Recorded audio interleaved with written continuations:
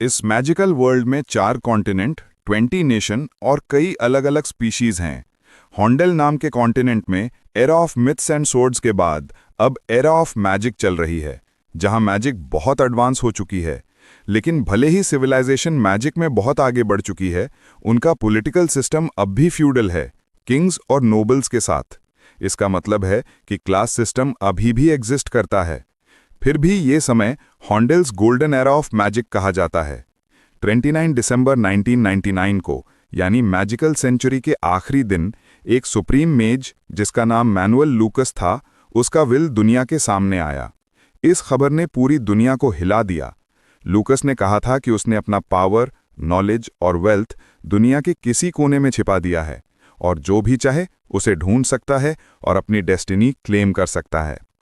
Manual लूकस, जो empire of ब्रियाम्प का arc Duke भी था, the only 9th circle Lord मेज के नाम से जाना जाता था।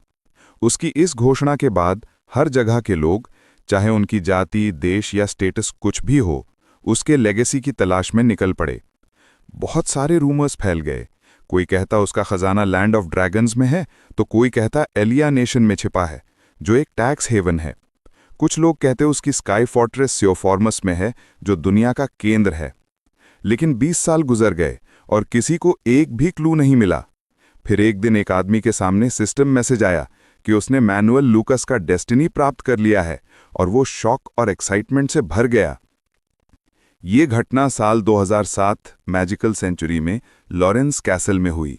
एक नौकर ने युवा मास्टर एड्रियन से पूछा कि क्या वो फिर से अपनी पढ़ाई शुरू करेगा। एड्रियन ने कहा हाँ, जबकि नौकर बोला कि उसकी ज़रूरत नहीं है। लेकिन एड्रियन बोला कि उसके पास एक किताब है जो उसे बहुत पसंद है और वो उसे बाद में पढ़ेगा। एड्रियन लॉरेंस वाइकाउंट लॉरेंस का दूसरा बेटा था। उसे याद था कि वो अपनी पिछली जिंदगी में साउथ कोरिया में था। उसकी मौत तब हुई जब आर्मी का ट्रक पलट गया। डिस्चार्ज मिलने में सिर्फ 1 महीना बाकी था। जब उसने आंखें खोलीं तो वो खुद को किंगडम ऑफ हेड में पाया, जहां वो किमिंदी से एड्रियन लॉरेंस बन गया था। शुरू में वो थोड़ा कंफ्यूज था, लेकिन उसकी पिछले जिंदगी का एक्सपीरियंस उसके लिए बहुत काम आया। वो बहुत जल्दी सीखने वाला था और उसके इंस्ट्रक्टर्स हमेशा उसकी तारीफ करते थे। सब कहते थे कि वो बेहद एक्सेप्शनल है। लेकिन इससे कुछ लोगों में जेलसी भी पैदा हुई। एड्रियन को महसूस हुआ कि इस दुनिया में भी कुछ चीज़ें निराशाजनक हैं।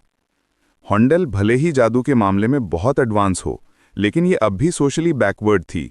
उसके पुराने दुनिया का नॉलेज यहाँ ज़्यादा काम नहीं आया। तभी उसने ठान लिया कि वो अपनी वैल्यू बढ़ाने के लिए लगातार मेहनत करेगा। वो जीनियस की तरह एक्ट करता रहा, लेकिन ज़िंदगी इतनी आसान नहीं थी कि सिर्फ मेहनत से चल सके। उसे वो दिन याद आया जब वो अपनी माँ के साथ खाना खा रहा था और अचानक वो गिर पड़ा क्योंकि उसे जहर दे दिया गया था। तब उसकी उम्र सिर्फ 7 साल थी। डॉक्टर ने कहा कि अगर थोड़ी देर और हो जाती तो वो मर जाता। सब लोग पूछ रहे थे कि ऐसा किसने किया, लेकिन एड्रियन जानता था कि कल्प्रिट कौन है। जब वो बीमार था, कोई उसके कमरे में आया और एड्रियन से पूछा कि क्या तुम्हें अंदाज़ा है कि मैं तुम्हारे लिए कितनी वरीड थी। जब एड्रियन ने डरते हुए ऊपर देखा तो उसने उस औरत को देखा जो पूछ रही थी कि क्या वो ठीक है। वो औरत लॉरेंस फैमिली की ऑफिशियल वाइफ थी, एना लॉरेंस। उस हाई लीनिएज यानी उच्च कुलीन औरत के लिए ये बात असहनीय थी कि एड्रियन, जो एक साधारण और हम्बल ओरिजिन यानी साधारण जन्म का था और उसका बेटा भी नहीं था, फिर भी पिता यानी फैमिली पेट्रियार्क का ध्यान अपनी ओर खींच रहा था। इस नए एड्रियन की उपस्थिति ने उसे अंदर से बेहद असहज कर दिया था। जब एड्रियन ठीक हो गया तो वो अंदर से बहुत एंग्री था, क्योंकि भले ही ये दुनिया बहुत एडवांस हो चुकी थी, लेकिन देश का पॉलिटिकल सिस्टम अब भी बहुत बैकवर्ड था। बिना किसी ठोस सबूत के एना को गिल्टी ठहराना असंभव था, लेकिन एड्रियन समझ नहीं पा रहा था कि उसका पिता कुछ क्यों नहीं कर रहा। ये तो नामुमकिन था कि उसे ये पता न हो कि एना ही मुख्य सस्पेक्ट है। तभी एड्रियन को समझ आया कि उसके पिता जानबूझकर सब कुछ इग्नोर कर रहे हैं ताकि परिवार की रेप्यूटेशन पर असर न पड़े। उस दिन के बाद से एड्रियन ने जीनियस की तरह बर्ताव करना पूरी तरह बंद कर दिया। करीब 10 साल बाद 1 मई 2019 को अब एड्रियन 20 साल का हो चुका था। वो उसी कैफेटेरिया में गया जहां वो अक्सर जाता था। वेटर्स आपस में बात कर रहे थे, क्या तुम उसे जानते हो? वो लॉरेंस परिवार का दूसरा बेटा है। लेकिन फिर भी सब कहते कि वो किसी कॉमनर जैसा दिखता है, ना कि किसी नोबल की तरह। तभी अटेंडेंट ने उन्हें चुप रहने को कहा और एड्रियन से पूछा, can I help you? Adrian ने कहा कि उसे क्रोनिका ऑनलाइन के कोई पॉइंट कार्ड्स नहीं दिख रहे। तब अटेंडेंट ने बताया कि पॉलिसी बदल गई है, अब पॉइंट कार्ड सिर्फ कैश काउंटर से खरीदे जा सकते हैं। उसने पूछा, आपको कितने चाहिए? एड्रियन ने कहा, सभी। जब वो चला गया तो दोनों ने उसका धन्यवाद किया, लेकिन सुपरवाइजर ने उस कर्मचारी को फटकार लगाई, तुम्हें पता नहीं कि अगर तुम किसी नोबल को नाराज कर दोगे तो तुम्हें सजा मिल सकती है। वो लड़का सोच में पड़ गया, वो खुद यहाँ क्यों आया? वो तो किसी सर्वेंट को भेज सकता था। सुपरवाइजर ने कहा कि उसे भी नहीं पता, पर यह पहली बार नहीं था जब वो आया हो। वो हर महीने 2-3 बार आता था, और हाँ, वो शायद गेम्स का बहुत बड़ा फैन है। एड्रियन ने सोचा, मैंने अभी अभी 5 मिलियन गेम पॉइंट्स पर खर्च कर दिए। कोरियन करेंसी में ये लगभग 5 मिलियन वॉन होता है। तभी उसका गार्ड आकर बोला, यंग मास्टर, हमें फोन आया है कि मास्टर सेड्रिक घर आ रहे हैं। एड्रियन को यह सुनकर बहुत गुस्सा आया। घर पहुंचने पर उसकी मां सिल्विया लॉरेंस ने पूछा कि वो कहाँ गया था। तभी अचानक एक आदमी वहां आया और बोला, क्या तुम बिना गाड़ी के प्रॉपर्टी में घूम रहे हो? क्या तुम्हारा दिमाग खराब हो गया है? वो था सेड्रिक लॉरेंस, एड्रियन का हाफ ब्रदर, यानी 23 साल का। एड्रियन के मन में बस यही ख्याल आया, ये आदमी बहुत इरिटेटिंग है। सेड्रिक ने अहंकार से कहा, तुम एक नोबल के बेटे हो और ऐसे बर्ताव करते हो जैसे कोई कॉमनर हो। तुम्हें परिवार की रेप्यूटेशन की परवाह नहीं। एड्रियन ने सोचा, मुझे ऐसी फेक रेप्यूटेशन की कोई परवाह नहीं। अगर ये नोबल न होता तो खुद का ख्याल भी नहीं रख पाता। लेकिन वो झगड़ा बढ़ाना नहीं चाहता था, इसलिए बोला, मुझे माफ करें, आगे से ध्यान रखूंगा। सेड्रिक ने घमंड से कहा, वैसे भी एक हाफ ब्लड कॉमनर होना कोई गर्व की बात नहीं है। एड्रियन ने पूछा, तुम यहां क्यों आए हो? सेड्रिक ने कहा, पिता चाहते हैं कि तुम फास्ट डिस्ट्रीब्यूशन बिजनेस संभालो। तुमने इसके बारे में सुना ही होगा। एड्रियन ने सोचा कि हॉन्डेल में नोबल फैमिलीज एक साथ कॉन्ग्लोमरेट्स और पॉलिटिकल डायनेस्टीज की तरह काम करती हैं। अब उसे समझ आया कि सेड्रिक अचानक क्यों आया। एड्रियन ने कहा, ठीक है, लेकिन मैं इसे मना करता हूं। सेड्रिक ने व्यंग में कहा, समझदार हो, बेहतर है कि तुम कुछ ना करो और किसी के लायक भी ना बनो। उसकी मां चिंतित होकर पूछती है, क्या तुम ठीक हो? एड्रियन बोला, हाँ मां, मैं ठीक हूं। उनसे उलझना बेकार है। एड्रियन सोचने लगा, जहर वाले हादसे के बाद मैंने अपनी जीनियस इमेज छोड़ दी। मैंने खुद को सबसे दूर कर लिया और इंटरैक्शन को कम कर दिया। शायद पिता को कभी किसी कॉन्क्यूबाइन सन में इंटरेस्ट नहीं था, इसलिए उन्होंने हमेशा इंडिफरेंस दिखाई, लेकिन इसने मेरी जान बचा ली। पिछले 10 सालों से एड्रियन एक शैडो की तरह जी रहा था, अपनी मौजूदगी को मिटाते हुए। लॉरेंस मैंशन में लोग अब कहते थे कि एड्रियन बस गेम्स एडिक्ट है। कभी जो लड़का जीनियस कहलाता था, अब उस पर हंसी उड़ाई जाती थी। अधिकतर नौकर एना लॉरेंस के प्रभाव में थे, इसलिए कोई भी उसके बारे में बुरा बोल सकता था। अब जब एड्रियन अपने कमरे में पहुंचा तो उसने वर्चुअल रियलिटी हेडसेट पहना और सोचने लगा कि लोग समझते हैं कि मैं गेम्स खेलकर हकीकत से भाग रहा हूं, पर वो पूरी तरह गलत हैं।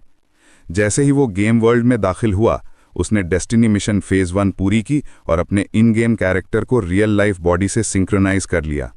एड्रियन ने सोचा, अगर मुझे किसी को मॉनिटर करना है तो मुझे भी वर्चुअल वर्ल्ड में ऐसा करना होगा, क्योंकि क्रोनिका ऑनलाइन में सीखी गई स्किल्स असल जिंदगी में भी असर डालती हैं। फिर उसे याद आया, 10 साल पहले जब वो रॉयल एकेडमी में पढ़ता था, उसने अपने असाइनमेंट में मैनुअल लूकस पर रिसर्च की थी, और तब उसने कुछ ऐसा देखा जिसने उसे चौंका दिया। लूकस फैमिली क्रेस्ट में लिखा शब्द एक ऐसी एंशिएंट लैंग्वेज से मेल खाता था जो किसी रहस्य की ओर इशारा कर रहा था। और वो शब्द था वाई, जिसने उसे सोचने पर मजबूर किया कि इस दुनिया में इंग्लिश कैसे हो सकती है। और तभी उसने इमेजिन किया कि शायद मैनुअल लूकस भी अर्थ से था। लेकिन उसने खुद से कहा कि सिर्फ इसी बात से वो ऐसा कंक्लूजन नहीं निकाल सकता, ये बस एक कोइंसिडेंस भी हो सकता है। लेकिन ज्यादा समय नहीं बीता कि उसे कंफर्म हो गया कि आर्चड्यूक लूकस वाकई अर्थ से था, और उसने देखा कि मरने से पहले उस आर्चड्यूक लूकस ने कुछ वर्ड्स बोले थे। उसने इच्छा जताई थी कि वो एक बार फिर मेरी के साथ कैलिफोर्निया के बीच पर वॉक कर सके।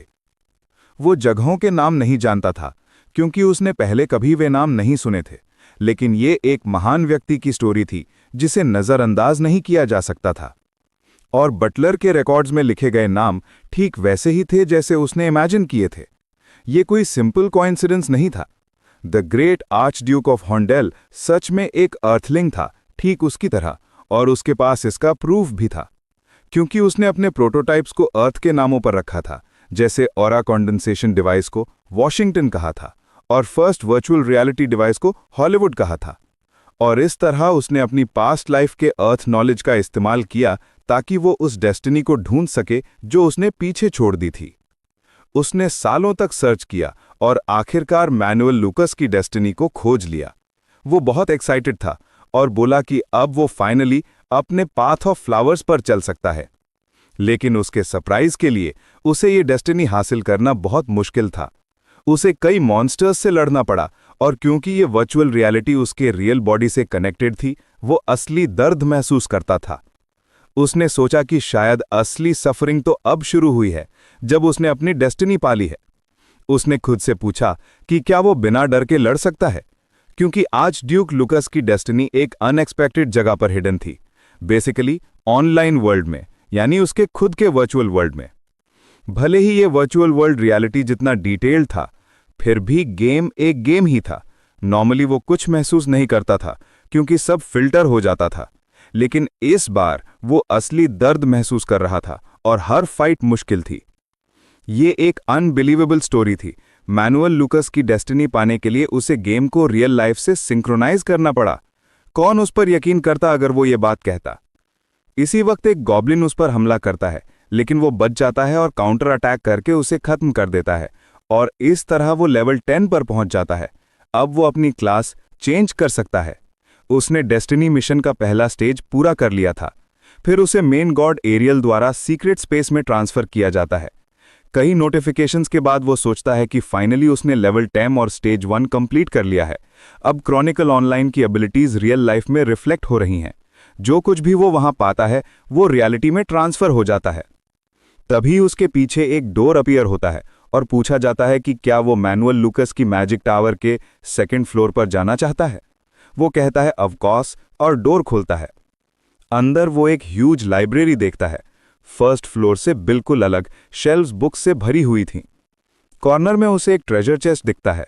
जब वो उसे खोलता है उसे 5 बिलियन लौटे मिलते हैं। सिस्टम कहता है please insert your account to receive the deposit.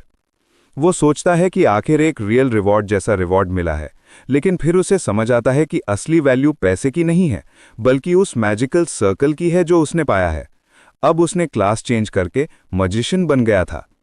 वो सर्कल उसके रियल बॉडी के साथ परफेक्टली लिंक हो गया। सिस्टम उसे वार्न करता है कि गेम से बाहर ना निकले क्योंकि सिंक्रोनाइज्ड बॉडी को हाई डैमेज होगा। वो सोचता है कि अब तक उसने एमपी और एचपी को बस माना समझा था, लेकिन उसने कभी रियल लाइफ में माना महसूस नहीं की थी। अब जब उसका मैजिक सर्कल कंप्लीट हो गया था, वो अपने चेस्ट में माना की प्रेजेंस को साफ महसूस कर सकता था। ये प्रोसेस आसान नहीं था। यही असली पावर ऑफ डेस्टिनी थी, गेम और रियल लाइफ की सिंक्रोनाइजेशन। अब जब पहला सर्कल बन चुका है, वो सोचता है कि क्या वो कोई नई टेक्निक सीख सकता है जो इससे मैच करे। लेकिन जैसे ही वो एक बुक उठाता है, विंडो पॉपअप होती है, would you like to view materials. वो कहता है दिस इज रियली कन्वीनियंट, क्योंकि इतनी सारी बुक्स को एक एक करके देखना मुश्किल था। वो सोचता है कि as expected from the world's greatest magician Manuel Lucas. कुछ देर बाद उसे बहुत सिर दर्द होने लगता है। स्किल्स और मैजिक सीखना कन्वीनियंट तो था, लेकिन प्रिंसिपल्स को दिमाग में स्टोर करना बहुत पेनफुल था। फिर भी ये आखिरी बुक थी, book of magic circle concealment, जो उसके माना सर्कल को हाइड करता था, और वो सोचता है कि यही स्किल उसे अभी सबसे ज्यादा चाहिए। ऐसा लगता था कि मैनुअल लुकस को उसकी सिचुएशन पहले से पता थी। वो स्किल सीख लेता है और फिर से उसे सिरदर्द होने लगता है। जब वो गिरता है, वो सोचता है कि उसे मैनुअल लुकस की डेस्टिनी से ज्यादा उम्मीद नहीं थी। वो बस एक पीसफुल लाइफ चाहता था अपनी माँ के साथ, और वो जानता है कि इसके लिए वो सब कुछ करेगा। अगले दिन मैंशन के ट्रेनिंग ग्राउंड में एक नाइट कहता है he is but more stamina than usual. Adrian पूछता है यू रियली थिंक सो। उस नाइट का नाम वाइस था, तो वाइस कहता है कि वो सरप्राइज था जब एड्रियन ने कहा कि वो स्वॉर्ड्समैनशिप ट्रेन करना चाहता है। एड्रियन सोचता है कि हाल ही में उसका बॉडी थोड़ा हैवी लग रहा है। वो मानता है कि उसने सोचा था कि रियल लाइफ में ट्रेनिंग करने से शायद गेम में मदद मिले, लेकिन वो सोचता है कि इसे अभी छोड़ देना चाहिए। अब वो अपने बॉडी में माना सर्कल को फील कर सकता है और उसकी स्टैमिना भी बेटर हो रही है। ऐसा लगता है कि उसके स्टेटस की इंप्रूवमेंट रियल लाइफ पर भी असर डाल रही है। दूसरे शब्दों में इसका मतलब है कि जो एबिलिटीज वो गेम में यूज करता है, अब वो उन्हें रियल लाइफ में भी यूज कर सकता है, जो वाकई बहुत ओवरपावर्ड है। वो सोचता है कि अब वो माना सेंसिटिव नाइट से अपने सर्कल को छिपा सकता है उस सर्कल कंसीलमेंट स्किल की मदद से। तभी एक नाइट उससे पूछता है कि क्या कुछ अच्छा हुआ है। एड्रियन जवाब देता है कि उसे गेम में एक अच्छा आइटम मिला है। उसके आसपास ट्रेनिंग कर रहे लोग हंसते हैं और कहते हैं, as expected from a game addict. Vice नाम का नाइट थोड़ा गुस्से में कहता है कि वे सब बहुत रूड हैं, लेकिन एड्रियन बस मुस्कुराता है और कहता है कि उसे इग्नोर करो। अंदर ही अंदर वो वाइस का आभारी है कि उसने उसकी जगह गुस्सा दिखाया, लेकिन ये सब उसका एक्टिंग था, क्योंकि वो नहीं चाहता था कि आना और सेड्रिक उसे एक बेकार बास्टर्ड की तरह देखे। अभी के लिए अननोटिस्ड रहना ही उसके लिए सबसे अच्छा था। फिर वो अपने कमरे में लौटता है और दोबारा गेम में लॉगिन करता है। अब जब उसने कंफर्म कर लिया कि रियल लाइफ स्टेटस और गेम स्टेटस आपस में लिंक्ड हैं, तो वो सोचता है कि अब उसे एक गिल्ड यानी लार्ड बनानी चाहिए, क्योंकि फ्यूचर में उसे और ज्यादा पैसे और एबिलिटीज मिलने वाले हैं। उसे याद आता है कि किसी ने कहा था कि इस गेम में सबसे इंपॉर्टेंट चीज है the power of your wallet. तो वो बहुत सारे आइटम्स, पोशंस और ब्लेसिंग्स खरीदता है, जैसे blessing of the goddess, protection of the goddess, XP boost और कई दूसरे बफ्स। तभी एक नया विंडो पॉपअप होता है जो बताता है कि वो अब एक सपोर्टर समन कर सकता है। वो सोचता है, सपोर्टर? शायद सिस्टम ने यह ऑप्शन इसलिए दिया क्योंकि मेरी स्टैमिना लो है। एक सपोर्ट मुझे तेजी से ग्रो करने में हेल्प करेगा। लेकिन सपोर्टर समन करने के लिए उसे एक्सपी पॉइंट्स खर्च करने होंगे, जो वो नॉर्मली लेवल अप करने के लिए इस्तेमाल करता है। फिर भी वो सोचता है कि टीम प्ले के लिए ये वर्थ इट है। वो डिसाइड करता है कि वो एक हाई क्लास वॉरियर चुनेगा जो उसका टैंक बनेगा, चाहे जितना भी महंगा हो। वो ऑप्शन पर क्लिक करता है और बहुत सारे सपोर्टर कैरेक्टर्स दिखाई देते हैं। वो सोचता है कि ये बिल्कुल कोरियन गेम्स जैसे हैं। उसने लगभग 30 मिलियन ओन्स खर्च किए, लेकिन उसे कोई पसंद नहीं आया। तभी उसकी नजर एक सपोर्टर पर पड़ती है, आर्सिया द सेलेस्टियल स्टील। वो एक डिफेंसिव सपोर्टर थी जो शील्ड ऑफ गॉड नाम का पावरफुल बैरियर बना सकती थी। एड्रियन हैरान था, उसने ऐसा सपोर्टर पहले कभी नहीं देखा था। शायद ये एक हिडन कैरेक्टर थी जिसे अभी किसी ने डिस्कवर नहीं किया था। उसकी क्लास थी यूनिक एंजल और उसकी एबिलिटीज वाकई शानदार थीं। सिस्टम ने पूछा, would you like to register celestial steel as your supporter? Adrian ने येस पर क्लिक किया। फिर सिस्टम ने कंफर्म किया कि एक बार रजिस्ट्रेशन होने के बाद कोई बदलाव नहीं किया जा सकता। एड्रियन ने अग्री किया। फिर एक ब्राइट इफेक्ट दिखा और उसके सामने आर्सिया द सेलेस्टियल स्टील प्रकट हुई, एक tall warrior with a massive shield. Adrian ने मजाक में सोचा कि उसका एक्सप्रेशन किसी गोलम जैसा है। फिर वो दोनों बैटलफील्ड में जाते हैं।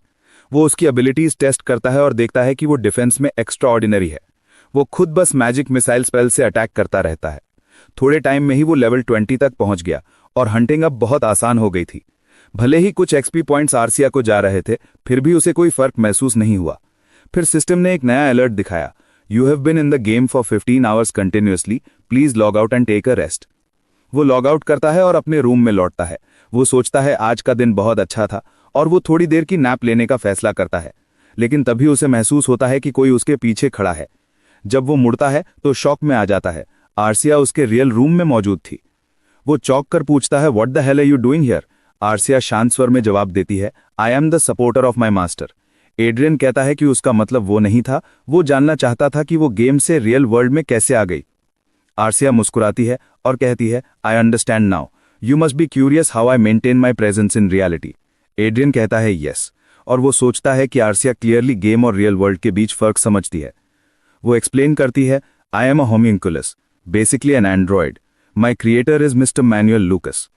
As predetermined by my master, my appearance and combat traits belong to the Celestial Steel prototype. Adrian shock में सोचता है कि इसका मतलब वो मिस्टर लूकस की लेगेसी में से एक है। आर्सिया कहती है यस। वो मन ही मन कहता है, डैम इट, अगर मुझे पता होता कि ऐसा होगा तो मैं कोई और वर्सटाइल सपोर्ट चुनता। वो पूछता है, तो क्या तुम्हारे स्टैटस वही हैं जो गेम में थे? आर्सिया कहती है यस। कुछ रेस्ट्रिक्टेड स्टैट्स बाद में अनलॉक होंगे जब आप हायर लेवल मिशंस पूरी करेंगे। अभी के लिए मेरे स्टैट्स एक ग्रैंड मास्टर के बराबर हैं। एड्रियन स्टन रह जाता है। ग्रैंड मास्टर का लेवल एक 8 सर्कल मेज के बराबर होता है, जो पूरे कॉन्टिनेंट में सबसे पावरफुल है। किंगडम ऑफ हेवर्ड में भी हाईएस्ट रैंक सिर्फ 7 सर्कल तक है और पूरे वर्ल्ड में सिर्फ 8 सर्कल मेजेस हैं। वो सोचता है, how did mister लूकस create such a monster? लेकिन फिर भी उसे खुशी होती है कि अब उसके पास एक लॉयल कंपेनियन है जो सिर्फ उसके ऑर्डर्स मानती है। अब उसका नया प्रॉब्लम ये था कि मैं इस लड़की को कैसे छिपाऊं। वो आर्सिया से पूछता है कि वो उससे पहले कहाँ थी और क्या वो दोबारा गेम में लौट सकती है। आर्सिया जवाब देती है, मैं एवरिल नाम की सीक्रेट सिटी में एक मेंटेनेंस वेयरहाउस में स्टैंड बाय मोड में थी, वहीं से मुझे ट्रांसफ़र किया गया। आर्सिया बताती है कि वो गेम सर्वर मैनेजमेंट सिस्टम से ट्रांसमिट हुई थी और ऐसी ट्रांसमिशन सिर्फ इनिशियल सेंड के समय ही पॉसिबल होती है। उसके बाद अगर उसे वापस मेंटेनेंस वेयरहाउस जाना हो तो उसे खुद ही लौटना पड़ेगा। एड्रियन उससे पूछता है कि क्या उसके पास कोई स्टेल्थ या मैजिकल कंसीलमेंट की एबिलिटी है। आर्सिया जवाब देती है कि वो वॉरियर क्लास की है, इसलिए उसके पास स्टेल्थ एबिलिटी नहीं है, लेकिन वो माना कंसीलमेंट कर सकती है। एड्रियन उससे कहता है कि वो उसे दिखाए। आर्सिया अपनी माना कंसीलमेंट स्किल एक्टिवेट करती है और एड्रियन देखता है कि उसकी आर्मर का प्रोटेक्टिव शील्ड और उसकी माना दोनों ही गायब हो गए। उसे राहत मिलती है कि आर्सिया भी माना को छिपा सकती है। इसका मतलब है कि वो नाइट्स द्वारा डिटेक्ट नहीं की जाएगी। एड्रियन सोचता है कि अब उसके पास कोई और ऑप्शन नहीं है। उसकी रेपुटेशन पहले से ही काफ़ी खराब है, तो अब उसे किसी बात की परवाह नहीं। अगले दिन वो मैंशन के चारों ओर आर्सिया के साथ आराम से वॉक करता है, जैसे कुछ हुआ ही ना हो। सर्वेंट्स आपस में बातें करने लगते हैं कि मास्टर एड्रियन ओपनली किसी महिला को मैंशन में लेकर आया है, और मेड्स गॉसिप करती हैं कि उन्होंने एड्रियन को अपने रूम में एक लड़की के साथ देखा है। सबको क्यूरियोसिटी होती है कि आखिर वो लड़की कौन है। जब एड्रियन अपनी माँ से मिलता है तो उसकी माँ बहुत खुश होती है और पूछती है, तुम कब शादी करोगे? वो लड़की बहुत प्यारी लगती है। एड्रियन शर्मिंदा होकर वहाँ से भाग जाता है और अपने कमरे में लौटकर फिर से गेम में लॉगिन करता है। गेम में वापस जाकर वो कई मिशंस करता है और अंत में लेवल 30 तक पहुंच जाता है। वो सोचता है कि एक इमैच्योर यंग मास्टर होने का नाटक करना उसके लिए अच्छा डिस्गाइज है, ताकि कोई आर्सिया पर शक न करे। वो आर्सिया से पूछता है कि जब वो गेम से कनेक्ट होती है तब उसका रियल वर्ल्ड बॉडी क्या करता है। आर्सिया बताती है कि उसका बॉडी इकोनॉमी मोड में चला जाता है, यानी ऐसा जैसे वो रेस्ट कर रही हो, लेकिन उसका मॉनिटरिंग सिस्टम एक्टिव रहता है ताकि वो एड्रियन की प्रोटेक्शन कर सके। एड्रियन पूछता है, तो इसका मतलब अगर बाहर कोई बड़ा प्रॉब्लम हुआ तो तुम मुझे अलर्ट कर सकती हो? आर्सिया जवाब देती है, एग्जैक्टली। तभी मिशन का सेकंड स्टेज शुरू होता है। उन्हें एक ऑक वॉरियर जिसका नाम कांट है उससे लड़ना होता है। मिशन का नाम है destiny mission stage 2, defeat the ऑक वॉरियर कांट। वो ऑक बहुत बड़ा और शक्तिशाली था। वो एड्रियन से कहता है, तुम्हारे जैसे इंसान के लिए मुझे हराना तुम्हें खास बना सकता है। फिर सिस्टम विंडो दिखाती है कि बॉम्ब्स और स्क्रोल्स जैसे कंज्यूमेबल आइटम्स इस लड़ाई में इस्तेमाल नहीं किए जा सकते। एड्रियन सोचता है तो आसान आइटम यूज करना मना है। शायद मैनुअल लूकस चाहता है कि उसका डिसाइपल खुद स्ट्रांग बने, ना कि आइटम्स के भरोसे। वो आर्सिया से कहता है, लेट्स डिफीट दिस ऑक टुगेदर। वो ऑक हमला करता है, लेकिन आर्सिया तुरंत अपना शील्ड आगे रखकर अटैक रोक देती है। वो मॉन्स्टर थोड़ा हैरान होता है। तभी एड्रियन अपने मैजिक मिसाइल स्पेल को एक्टिवेट करता है और सीधा ऑक की आंखों पर हमला करता है। ये क्रिटिकल हिट होता है। वो सोचता है कि अब उसकी बॉडी और इक्विपमेंट दोनों हाई क्वालिटी के हैं, जिससे उसके मैजिक मिसाइल्स की पावर पहले सर्कल से कहीं ज़्यादा है। अगर ये मॉन्स्टर इसी लेवल का है तो उसे हराना आसान होना चाहिए, लेकिन उसकी हैरानी के लिए ऑक तुरंत अपनी तलवार उठाकर फिर से अटैक करता है। आर्सिया फिर से डिफेंस करती है। वो सोचता है कि ये पागल है, ये अंधा होने के बाद भी अटैक कर रहा है। वो देखता है कि ऑक की हेल्थ बार अभी भी आधी भी नहीं गिरी है। वो लगातार कई भारी हमले करता है। एड्रियन को लगता है कि ऑक का एक भी अटैक सही से लग गया तो वो मर जाएगा। फिर भी वो खुश है कि आर्सिया उसके साथ है। वो डर को खुद पर हावी नहीं होने देता। उसने एक बार पहले भी मौत का सामना किया है, इसलिए अब वो डर से परे है। वो अपनी एबिलिटी एक्सकवेट एक्टिवेट करता है, जिससे ज़मीन में एक गड्ढा बनता है और ऑक उसमें गिर जाता है। वो सोचता है कि अब वो डर नहीं सकता। उसे इस स्टेज को हर हाल में पूरा करना है। वो आर्सिया को आदेश देता है कि ऑक को उठने ना दे और लगातार उस पर हमला करे। दोनों मिलकर कई दिशाओं से अटैक करते हैं। काफ़ी देर की लड़ाई के बाद ऑक कांट की एचपी सिर्फ 50 रह जाती है। एड्रियन कहता है, ये सच में बहुत जिद्दी है। वो टैक्टिकली सोचते हुए एक और मैजिक मिसाइल कास्ट करता है और आखिरकार ऑक कांट को हरा देता है। मिशन क्लियर हो जाता है। Stage 2 of destiny mission completed. अब टावर ऑफ मैनुअल लूकस का तीसरा फ्लोर अनलॉक हो गया था। उसी रात विस्काउंट लॉरेंस यानी एड्रियन के पिता अपने ऑफिस में विंडो से बाहर देख रहे थे। तभी उनकी पत्नी अंदर आती है और पूछती है, डियर क्या सोच रहे हो? ये उनकी पहली पत्नी एना लॉरेंस थीं। वो कहती है, इतनी रात को यहाँ अकेले क्यों बैठे हो? क्या तुम एड्रियन की उस खबर की वजह से परेशान हो कि उसने किसी प्लिबियन लड़की को मैंशन में लाया है? विस्काउंट लॉरेंस उसे एक लेटर देते हैं। एना उसे पढ़ती है और शॉक हो जाती है। ये सेना की समनिंग लेटर थी। एम्पायर क्रोकिन के साथ युद्ध की संभावना बहुत बढ़ गई थी। हर टेरिटरी से लोकल ट्रूप्स को जोड़ने का आदेश था। लेटर में लिखा था कि विस्काउंट लॉरेंस को वेस्टर्न कमांड में ज्वाइन करना होगा, 5 वैनगार्ड यूनिट्स, 50 नाइट्स और 1000 सोल्जर्स के साथ। एना हैरान होती है और कहती है, क्या तुम सेड्रिक को भेजने का सोच रहे हो? वो रिक्वेस्ट करती है, प्लीज एड्रियन को भेज दो। वो दिन रात सिर्फ गेम्स खेलता है और कुछ नहीं। लॉरेंस फैमिली का मेंबर होने के नाते उसे भी कभी अपनी रिस्पॉन्सिबिलिटी निभानी चाहिए। विस्काउंट लॉरेंस गहरी सांस लेते हैं और कहते हैं, इतने समय तक उसे अकेला छोड़ देने के बाद अब तुम्हें उसकी ज़रूरत महसूस हो रही है? एना जवाब देती है, ये तुम ही थे जिसने ये सब चाहा था। अब तक एड्रियन ने अपनी नोबल राइट्स का पूरा फायदा उठाया है। उसके पिता ने पूछा, क्या तुम सच में ऐसा सोचते हो? एना ने जवाब दिया, आपका मतलब क्या है? लेकिन वो बस चुपचाप उसे देखने लगा। फिर उसने कहा कि सेड्रिक ही इस टेरिटरी का उत्तराधिकारी है और वो ये सुनिश्चित करेगा कि एना और उसके स्टेपफादर को अब से कोई परेशानी ना हो। उसने कहा कि एना को बस उसके फैसलों का पालन करना चाहिए। ये सुनकर एना बहुत हैरान रह गई। फिर उसने कहा, जैसा एना ने पहले कहा था, वो इस बार एड्रियन को बैटलफील्ड में भेजेगा, लेकिन जब एड्रियन वापस आएगा वो उसे पूरी तरह स्वतंत्र बना देगा। उसे उम्मीद है कि एड्रियन और सिल्विया भविष्य में किसी खतरे में नहीं पड़ेंगे। इसमें निगरानी और गुप्त जांचें भी शामिल हैं। उसने पूछा, क्या ये तुम्हारे लिए काफ़ी है? फिर कहा, अब बस करो और एड्रियन को आज़ाद रहने दो। सुबह एड्रियन अपने नाइट ट्रेनर के साथ अभ्यास कर रहा था। वो आदमी बोला कि एड्रियन की शारीरिक शक्ति में बहुत सुधार हुआ है क्योंकि वो रोज़ ट्रेनिंग कर रहा है। उसने कहा कि वो यकीन नहीं कर पा रहा कि इतनी जल्दी सुधार कैसे हुआ। अगर वो अपने टीनेज ईयर्स में इतना मेहनती होता तो एक महान व्यक्ति बन सकता था। लेकिन एड्रियन जानता था कि उसकी शक्ति इसलिए बढ़ी क्योंकि वो लेवल 30 पे पहुंच चुका है और उसने डेस्टिनी मिशन का दूसरा चरण पूरा कर लिया है। इस मिशन का रिवॉर्ड बहुत अच्छा था। उसे बहुत सारा मनी मिला और उसने अपना दूसरा मैजिक सर्कल बनाया। अब उसके पास एक इन्वेंट्री भी है, जैसे किसी गेम में होती है। वो जब चाहे अपनी चीज़ों को उसमें छिपा सकता है या ज़रूरत पड़ने पर इस्तेमाल कर सकता है। और हाँ, उसके गेम का स्टेटस का असर उसकी रियल लाइफ पर भी होता है।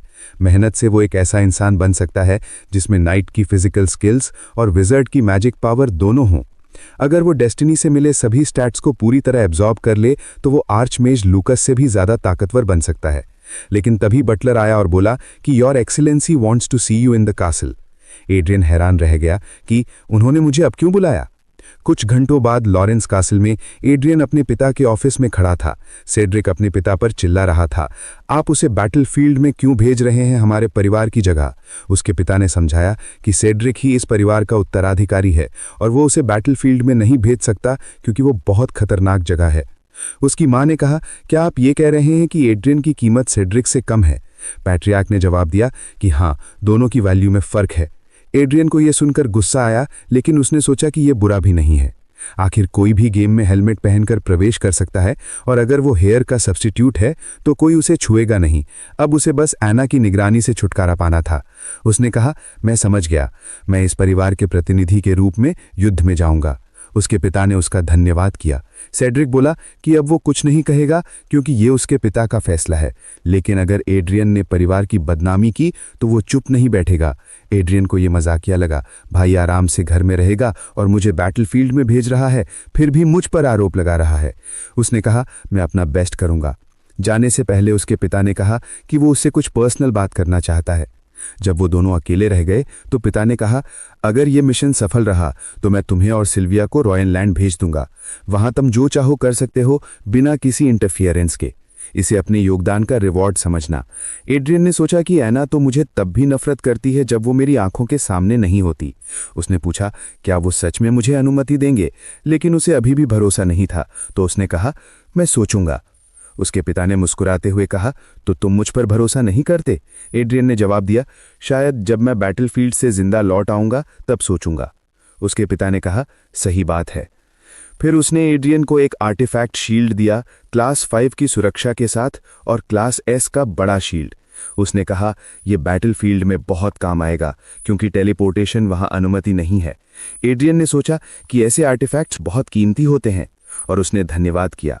जब वो बाहर निकला, सेड्रिक और एना उसे ठंडी नज़रों से देख रहे थे।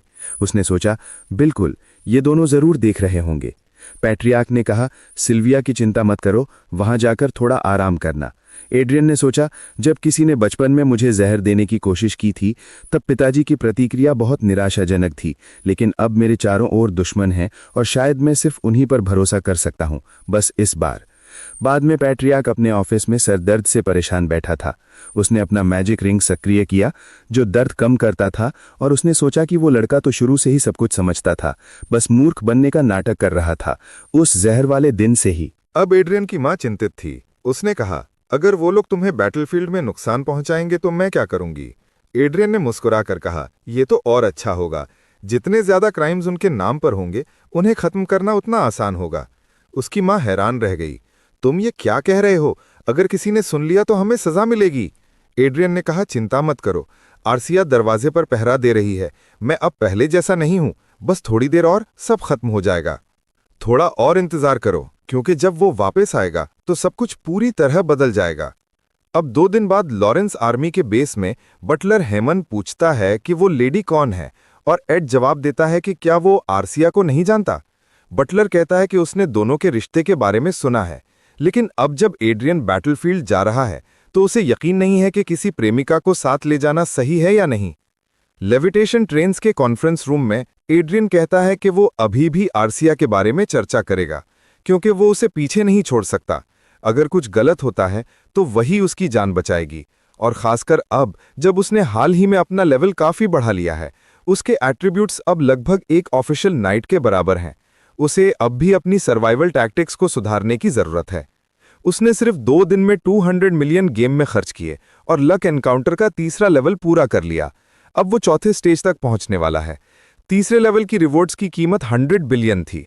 उसने एक ओमनीपोटेंट हीलिंग पोशन और 3 एलिक्सर्स हासिल किए, जो अब उसके पॉकेट डिमेंशन में सुरक्षित रखे गए हैं। उसे लगता है कि ये मौजूदा स्थिति के लिए परफेक्ट रिवॉर्ड है, और अब उसके पास समय बर्बाद करने का मौका नहीं है। वो उठता है और कहता है कि मैं अपने कमरे में जाकर आराम करूंगा। वो अपने लोगों से कहता है कि अगर कुछ होता है तो उसे मैसेज भेजें। सब सोचने लगते हैं कि वो क्या करने वाला है, और वो सीधा बोलता है, I am going to play for a while, any problem? जिससे सब शॉक्ड रह जाते हैं। उनमें से एक कहता है, so the rumours were true, जिससे आर्सिया हैरान हो जाता है। उसे याद आता है कि वैनगार्ड एक स्पेशल फोर्स होती है जिनके पास पावर आर्मर और एनर्जी स्वॉर्ड होती है। वो युद्ध के केंद्र होते हैं, और एक देश की मिलिट्री स्ट्रेंथ का आकलन उन्हीं से किया जाता है। वो आदमी पूछता है कि क्या एड्रियन को यकीन है कि वो ऐसा करना चाहता है, क्योंकि अगर उसने ऐसा किया तो उसे एक इनकॉम्पिटेंट कमांडर माना जाएगा। उसकी रेपुटेशन पहले से ही अच्छी नहीं है। वो तो एक लड़की को भी साथ लाया है और अब कह रहा है कि वो सिर्फ खेलने वाला है। लेकिन तभी कोई उसे रोकता है और कहता है, mister Dalton, watch your words, जिससे डाल्टन डर जाता है। वो आदमी एड्रियन से कहता है कि उसका सबॉर्डिनेट अपनी सीमा पार कर गया और माफी मांगता है। वो आदमी कोई और नहीं बल्कि दूसरा वैनगार्ड है, vice leader of the knights, Bilan. वो कहता है कि ऐसी लंबी यात्रा में समय बिताने के लिए कुछ तो चाहिए, लेकिन एड्रियन को लगता है कि उसके एक्सप्रेशन में असली माफी नहीं दिख रही। बिलान कहता है कि उसे किसी सबॉर्डिनेट की राय की परवाह करने की जरूरत नहीं है, लेकिन एड्रियन बस मुड़कर कहता है कि जब वे वहां पहुंचे तो मुझे मैसेज भेज दें। अब अपने कमरे में लौटकर वो गेम की दुनिया में प्रवेश करता है और एक विशाल लिजर्ड बॉस से लड़ रहा है। वो सेलेमेंडर टीयर्स पोशन का इस्तेमाल करता है। वो कहता है कि हाँ, ये बहुत महंगा है, लेकिन 3000 real damage without casting, totally worth it. थोड़ी देर बाद उसे नोटिफिकेशन मिलता है कि वो लेवल 80 पर पहुंच गया है और मेन देवता एरियल उसे सीक्रेट चेंबर में बुला रहा है। वहां पहुंचकर वो सोचता है, so this is the 4th level quest, डेमी लिट। डेमिट एमा 32,000 HP वाला मॉन्स्टर उसका सामना करता है और कहता है, welcome to your doom. Adrian सोचता है कि उसे ये 4था लेवल बेस तक पहुंचने से पहले पूरा करना होगा ताकि वो मैनुअल लूकस टावर का 5वां फ्लोर अनलॉक कर सके।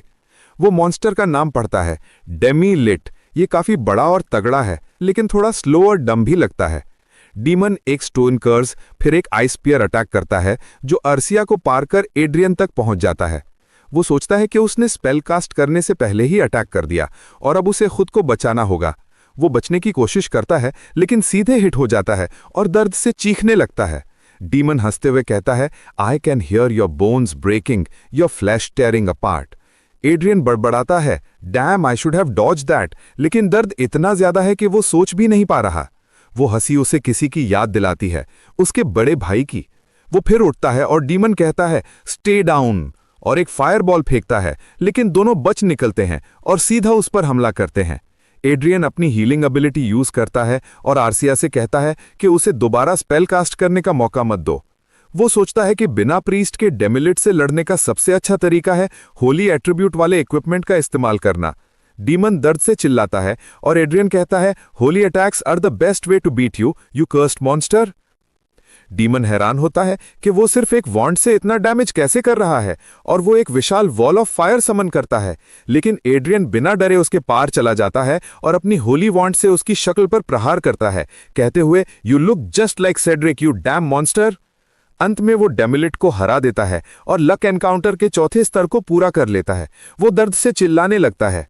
एड्रियन याद करता है कि कहा जाता है जब तक एड्रेनलिन हाई होती है दर्द महसूस नहीं होता, लेकिन लड़ाई खत्म होते ही वो दर्द नर्क जैसा होता है। आर्सिया अपने इन्वेंट्री से एक पोशन निकालती है और उसे देती है। एड्रियन सोचता है कि वो खुद अपने मास्टर के इन्वेंट्री से पोशन निकाल सकती हैं। इसका मतलब है कि वो बहुत ही खास है। वो उसका शुक्रिया अदा करता है और कहता है कि अब वो बेहतर महसूस कर रहा है। और फिर सिस्टम बताता है कि अगले फ्लोर को अनलॉक करने की सभी शर्तें पूरी हो गई हैं। अब उसने मैनुअल लूकस टावर का 5वां फ्लोर अनलॉक कर लिया है। वहां पहुंचते ही उसे एक और ट्रेजर चेस्ट दिखाई देता है। वो देखना चाहता है कि इस बार उसे कैसी रिवॉर्ड मिली है। जब वो उसे खोलता है तो उसमें से 500 बिलियन लॉटेज निकलते हैं जो पहले ही उसके अकाउंट में भेज दिए गए हैं। इसके अलावा उसे एक राउंड ग्लासेस भी मिलते हैं। वो सोचता है कि ये चश्मा आखिर है क्या। ये जरूर कोई सामान्य चीज नहीं होगी क्योंकि ये आर्चमेज लूकस का तोहफा है। वो उसकी डिटेल डिस्क्रिप्शन खोलता है और देखता है कि इस चश्मे में एनालिसिस, ऑब्जर्वेशन, क्लेयरवॉयंस और नाइट विजन जैसी शक्तियां हैं। ये किसी जीव या वस्तु की स्थिति और उद्देश्य का विश्लेषण कर सकता है, दीवारों के पार देख सकता है और 100 मीटर की दूरी तक चीजों को पहचान सकता है। एड्रियन बहुत हैरान होता है क्योंकि ये एक ऐसा यूजफुल आइटम है जिसे कोई भी पहचान भी नहीं पाएगा कि ये उसके पास है। मिशन पूरा होते ही 4th सर्कल एक्टिवेट हो जाता है। अब वे आखिरकार वेस्टर्न बेस हेडक्वार्टर्स पहुंच गए हैं। आसपास के लोग नोटिस करते हैं कि लॉरेंस फैमिली का दूसरा बेटा पहुंच गया। कई लोग सोच रहे थे कि परिवार का सबसे बड़ा बेटा ही चुना जाएगा। शायद उसका नाम सेड्रिक था। सेड्रिक अपने टैलेंट की वजह से बहुत प्रसिद्ध था, लेकिन किसी ने कहा था कि वो जहर पीने के बाद पागल हो गया था। एड्रियन सोचता है हाँ, वो बच्चा मैं ही हूं जिसने जहर पिया था। 2 लोग उसके पास आते हैं और कहते हैं कि वो उसे पागल नहीं मान सकते, ये अफवाहें झूठी होंगी। वो अपना परिचय देते हैं। बाईं ओर वाला विस्काउंट एवंस जो इस बेस का स्थानीय प्रमुख है और दाईं ओर वाला विस्काउंट मिलर उसका सहायक। एड्रियन झुककर कहता है कि उनसे मिलना उसके लिए सम्मान की बात है। उनका लीडर पूछता है कि उसकी फोर्स में 5 वैनगार्ड्स और 50 नाइट्स हैं, सही है? एड्रियन कहता है हाँ, और साथ में 1000 सैनिक भी। लेकिन वो आदमी कहता है कि सैनिकों की जरूरत नहीं पड़ेगी, ये युद्ध तो सिर्फ वैनगार्ड से ही खत्म हो जाएगा। एड्रियन सोचता है कि वो वैनगार्ड्स को हथियारों की तरह ट्रीट कर रहे हैं। ये वो राक्षस जैसे योद्धा हैं जिन्हें सिर्फ 7th सर्कल मेजेस या उससे ऊपर के जादूगर ही कंट्रोल कर सकते हैं। उसे याद आता है कि आर्चड्यूक लूकस ही था जिसने ये वैनगार्ड सिस्टम बनाया था। मिलर बताता है कि लॉरेंस आर्मी को 2nd इंडिपेंडेंट ब्रिगेड के रूप में ऑर्गेनाइज किया गया है जो 3rd डिवीजन के अंतर्गत आती है। उसे काउंट ओटिस जो डिवीजन कमांडर है उससे रिपोर्ट लेनी चाहिए। एड्रियन समझ जाता है और कहता है कि वो उनसे मिल लेगा, लेकिन जब वो मिलने जाता है तो पता चलता है कि कमांडर ओटिस हर समय टेलीपोर्ट करते रहते हैं और कहीं रुकते नहीं, यानी प्रैक्टिकली एब्सेंट हैं। एड्रियन सोचता है कि ये उसके लिए बहुत अच्छा है। The best kind of superior is an absent superior. अब वो आराम से गेम खेल सकता है। तभी आर्सिया उसे बुलाती है और कहती है कि कोई उसके कमरे में घुस आया है। एड्रियन तुरंत गेम बंद कर देता है। जब वो देखता है तो सामने मिस्टर डाल्टन खड़ा है। एड्रियन पूछता है ये क्या हरकत है, यहाँ क्यों आए हो? फिर वो अपने नए चश्मे का इस्तेमाल करता है और नोटिस करता है कि डाल्टन की स्टेटस एक्साइटेड दिखा रही है। वो गंभीर होकर पूछता है कि अब उसे अपना उद्देश्य बताना चाहिए। डाल्टन कहता है कि वो सिर्फ उसकी सेहत के बारे में चिंतित था क्योंकि एड्रियन बहुत देर तक गेम खेल रहा था, लेकिन आर्सिया ने उसे रोक दिया। इससे पहले कि डाल्टन कुछ और कह सके, एड्रियन उसे जोर से किक मारता है। डाल्टन हैरान होकर पूछता है तुमने ऐसा क्यों किया? एड्रियन कहता है कि उसने सबको कहा था कि अगर कुछ हो तो सिर्फ मैसेज भेजना। उसके साथ आर्सिया है जो उसकी रक्षा करती हैं, इसलिए किसी को बिना अनुमति अंदर आने की हिम्मत नहीं करनी चाहिए। फिर वो पूछता है अब बताओ तुम यहाँ क्यों आए हो, क्या मुझे मारने का इरादा है? डाल्टन गुस्से में बोलता है कि यह हद से ज्यादा हो रहा है। क्या तुम्हें पता है मैं कौन हूं? मैं एक वैनगार्ड हूं। तुम मुझ पर शक कर रहे हो किसी अजनबी औरत की बात पर। एड्रियन मन ही मन सोचता है कि यह आदमी तो पूरा मूर्ख है। उसे लगता है कि कुछ सैनिक शायद डाल्टन के पीछे पीछे आए होंगे ये देखने के लिए कि क्या हो रहा है। एड्रियन कहता है कि यह मिलिट्री डिसिप्लिन का उल्लंघन है, बल्कि यह तो म्यूटिनी है और इसकी सजा मिलनी चाहिए। वो अपनी डैगर निकालता है और डाल्टन से कहता है, एक कदम आगे बढ़ो। डाल्टन गुस्से में चिल्लाता है, क्या तुम सच में ऐसा करोगे? पीछे के सैनिक उसे शांत करने की कोशिश करते हैं। एड्रियन सोचता है कि वो ये सब दिखावे के लिए नहीं कर रहा, वो बस जिंदा रहना चाहता है और यहां कोई नहीं है जो उसकी निगरानी करे, यानी अब पीछे हटने का कोई कारण नहीं। वो डाल्टन की आंखों में देखते हुए कहता है, come on, make your move. उसी समय वाइस लीडर बिलान के टेंट में कोई दौड़कर आता है और कहता है कि ब्रिगेड कमांडर ने मिस्टर डाल्टन के लिए एग्जीक्यूशन ऑर्डर जारी किया है और उन्हें तुरंत वहां जाना होगा। डाल्टन को यकीन नहीं होता। वो मुझे ऐसे नहीं मार सकता। वो मनमाना व्यवहार कर रहा है। एक वैनगार्ड को ऐसे फांसी नहीं दी जा सकती। लेकिन जैसे ही वो बोलता है, उसके सामने एक नाइफ आती है जिसे वो किसी तरह पकड़ लेता है, लेकिन वो खून से सनी होती है। एड्रियन ठंडे स्वर में कहता है, if I was 1 second slower you'd be dead. वो देखता है कि डाल्टन जमीन पर गिरा हुआ है, दर्द से तड़प रहा है। बिलान पूछता है, what's the meaning of this situation? Adrian शांति से जवाब देता है, जहां तक मुझे पता है ये सब एक वैनगार्ड के लिए मॉरली अनएक्सेप्टेबल है। कई नाइट्स ने एक महिला को हैरेस किया था। जब वाइस लीडर को इसके बारे में पता चला तो वो बहुत गुस्सा हुआ और पूछा कि उन्होंने आखिर किया क्या है। तो उनमें से एक झुककर बोला कि उसकी लैक ऑफ टैक्ट की वजह से ये सब हुआ है और उसने माफी मांगी। वाइस लीडर ने डॉल्सन पर पैर रखते हुए कहा कि उसे उसके पद से सस्पेंड किया जा रहा है और आदेश दिया कि उसकी आर्मर जब्त की जाए और उसे कैद में कर लिया जाए। इसके अलावा उन तीनों को भी इनसबऑर्डिनेशन और कॉम्प्लिसिटी के लिए जेल में डालने को कहा गया। एडनर ने कहा कि वहां का कमांड अब उसके हाथ में है और वो बच्चों की देखभाल करने नहीं आया है। वाइस लीडर ने सिर झुका लिया। एड्रियन ने कहा कि ये कोई काउंटी नहीं है और वहां के लोग खून बहाते हैं, इसलिए उसने किसी को वहां सफाई करने को कहा और खुद बगल के कमरे में चला गया। वाइस लीडर ने कहा कि आखिर उसने अपना असली चेहरा दिखा दिया है। फिर हमारा लड़का वापस अपने कमरे में गया और आर्सिया के साथ फिर से गेम खेलने लगा, जहां वे मॉन्स्टर्स से लड़ रहे थे। लड़ाई के बीच वो सोच रहा था कि वो अब भी उनके वीक पॉइंट्स को हिट करने की कोशिश करता है, लेकिन फिर भी दूरी बनाए रखता है। वो नाइट जेनिथ से गिरा हुआ था और वही 5वें लेवल का बॉस था।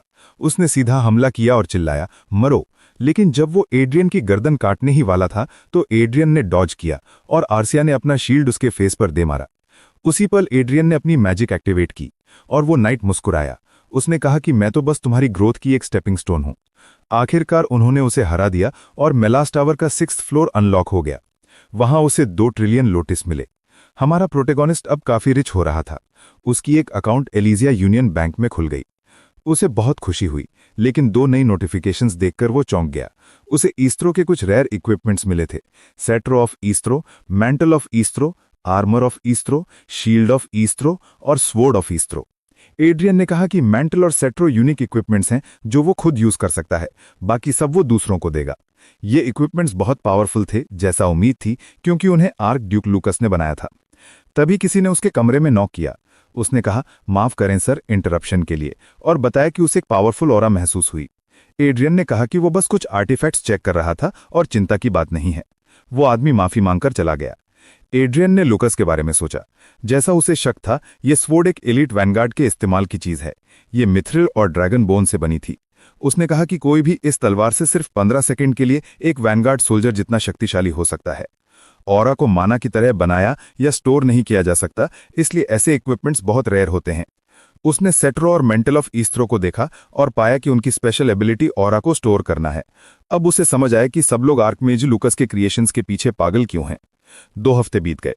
अब वो अपनी फैमिली की ओर से एम्पायर साइजन के खिलाफ फ्रंट पर आर्मी लीड करने वाला था। वॉर की टेंशन चारों तरफ फैली हुई थी।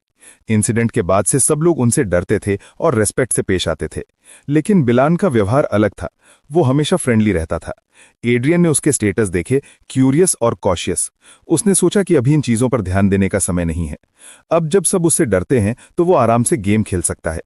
वो आर्सिया की ओर देखता है, उसके स्टेटस हैप्पी दिखाते हैं। वो सोचता है कि क्या वो घूमने से खुश है या सच में उसे कुछ पसंद है। बाहर से तो उसे भावहीन लगता है, पर शायद अंदर कुछ और है। जब वो उसे गौर से देखता है तो स्टेटस वेरी हैप्पी दिखाता है। बाद में मैंशन लौटकर एड्रियन कहता है कि वो थोड़ी देर टहलने जाएगा। आर्सिया कहती है कि वो समझ गई। तभी एक सोल्जर उसे घूरता हुआ दिखाई देता है। एड्रियन पूछता है क्या बात है। वो सोल्जर कहता है कि क्या वो उसके साथ कुछ पी सकता है अगर उसे आपत्ति ना हो। एड्रियन को ये अजीब लगता है। सोल्जर के स्टेटस एम्बैरेस्ड और अनकंफर्टेबल दिखाते हैं। एड्रियन समझ जाता है कि कुछ गड़बड़ है और पूछता है कि किसी ने उसे ऐसा करने को कहा। वो सोल्जर घबरा जाता है और कहता है कि ऐसा दोबारा नहीं होगा, प्लीज उसे जेल में न डालें। एड्रियन अपने ग्लासेस से उसके स्टेटस देखता है और हैरान रह जाता है। उस सोल्जर में मैना का बहुत हाई टैलेंट था। उसकी लर्निंग एबिलिटी और इंटेलिजेंस भी बहुत ऊंची थी और उसका ट्रेड था एक्सेलेंट इन एरिथमेटिक। एड्रियन सोचता है कि यह पहली बार है जब किसी नॉन होमनकुलस में इतना पोटेंशियल दिखा है। उसमें 2 से ज्यादा हाई टैलेंट्स थे और वो एक रेयर टैलेंट था किसी मेज के लिए। फिर भी एड्रियन समझता है कि बाकी नाइट्स उसका मजाक क्यों उड़ा रहे थे। फिर भी उसे फर्क नहीं पड़ता क्योंकि वो उसकी प्रॉब्लम नहीं है। वो आदमी माफी मांगता है और एड्रियन कहता है कि अगर वो नाइट ना होकर मेज होता तो शायद ज्यादा बेहतर होता। ये सुनकर वो सोल्जर हैरान रह जाता है। एड्रियन अपने कमरे में बैठा सोचता है कि कितना वेस्ट है ये। वो नहीं चाहता कि किसी झगड़े में फंसे, लेकिन उसे लगता है कि लोपस प्रैक्टिकली यूनिक है। भले ही वो फिजिकल कॉम्बैट में बेस्ट ना हो, लेकिन अगर वो मैजिक को वैनगार्ड इक्विपमेंट के साथ मिला दे तो वो एक परफेक्ट स्वॉर्ड मेज बन सकता है। एड्रियन जानता है कि सिर्फ टैलेंट सक्सेस की गारंटी नहीं देता, लेकिन क्योंकि लोपस बचपन से नाइट है तो उसके चांसेस अच्छे हैं। अगर एड्रियन उसे पर्सनली ट्रेन करे और अपने कमांड में ले आए तो ये बहुत अच्छा होगा। मगर प्रॉब्लम है काउंट ओट्स की। एलन एक अलग काउंटी का नाइट है तो पहले एड्रियन को वॉट्स को कन्विंस करना पड़ेगा। वो सोचता है कि शायद थोड़ा ब्राइब देकर ये काम हो सकता है। फिर भी उसे अभी लोपस के टैलेंट कोएफिशिएंट का पूरा अंदाजा नहीं है। हो सकता है वो बस अबव एवरेज हो, लेकिन अब उसे अपनी इन्फ्लुएंस बनानी ही होगी। वो पहले से ज्यादा फ्री है और फाइनली डिसाइड करता है कि अब से वो ज्यादा से ज्यादा टैलेंटेड लोगों को ढूंढेगा। वहीं दूसरी ओर लोपस एड्रियन की बातों के बारे में सोचता हुआ चलता है। Commander of the 2nd brigade Adrian Lawrence. शुरू में उसे लगा कि वो बस कोई रिच स्पॉइल्ड नोबल होगा, लेकिन जब एड्रियन ने कहा कि वो मेज बन सकता है तो लोपस हैरान रह गया। वो भी ये सोच चुका था। जब उसे कमांडर के बुलावे पर मीटिंग के लिए बुलाया गया तो वो थोड़ा नर्वस था। उसे लगा कि रूमर्स शायद गलत हैं, क्योंकि एड्रियन बिल्कुल अलग था, काम और थोड़ा डरावना भी। जब उसने दरवाजा खोला तो उसने देखा कि काउंट वॉट्स के बगल में एड्रियन लॉरेंस खुद बैठा है। लोपस समझ नहीं पाया कि उसे वहां क्यों बुलाया गया। वॉट्स ने कहा, तुम शायद पहले से जानते हो, लेकिन यह है विस्काउंट लॉरेंस फैमिली के रिप्रेजेंटेटिव एड्रियन लॉरेंस। अब से मिस्टर लोपस तुम लॉर्ड लॉरेंस की सेवा करोगे। यह सुनकर लोपस बिल्कुल शॉक हो गया। एड्रियन के मन में अचानक एक बात आई, अपनी पिछली जिंदगी की एक याद। जब चाइना कोरिया से फुटबॉल चैंपियनशिप हार गया था तो किसी ने पूछा था कि चाइना की पॉपुलेशन 1.4 बिलियन है, फिर भी 11 अच्छे प्लेयर्स क्यों नहीं मिलते। तो किसी ने जवाब दिया था कि चूंकि चाइनीज मेसी या रोनाल्डो कहीं खेतों में पौधे उगा रहे हैं। एड्रियन सोचता है कि यही बात यहां भी लागू होती है। चाहे किसी में कितना भी पोटेंशियल क्यों ना हो, अगर सिस्टम नहीं है जो उस पोटेंशियल को पहचान सके तो वो बेकार चला जाता है। वो आर्सिया से कहता है, कौन सोच सकता था कि यहाँ कितने लोग गलत रास्ते पर चल रहे हैं।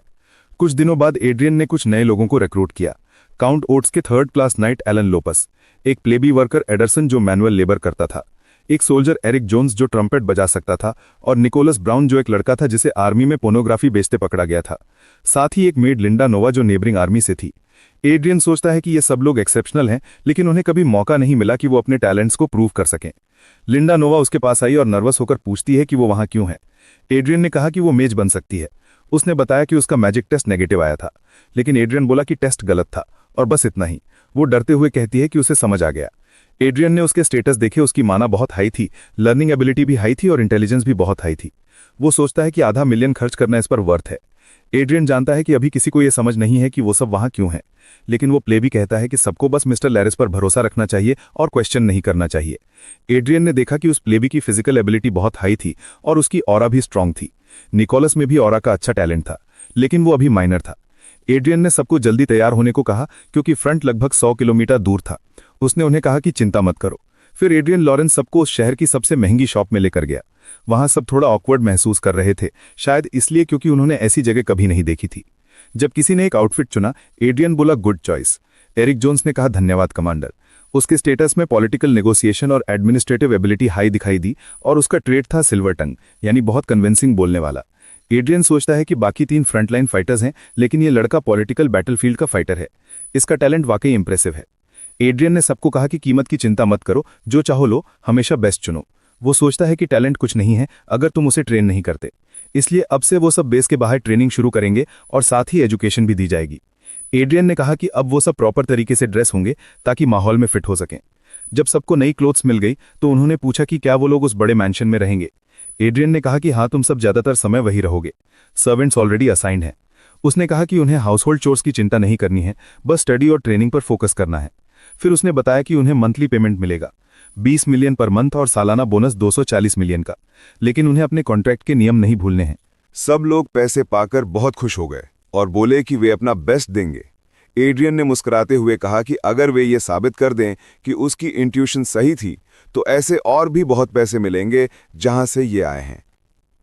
लेकिन उसने चेतावनी दी कि ये सब रातों रात नहीं होगा, इसलिए उन्हें अपना बेस्ट देना होगा। उसने कहा कि आखिर में वो बस यही उम्मीद करता है कि वे उसे निराश नहीं करेंगे, क्योंकि उसे समन्स देना पसंद नहीं है। सब ने एक साथ कहा, जी कमांडर एड्रियन।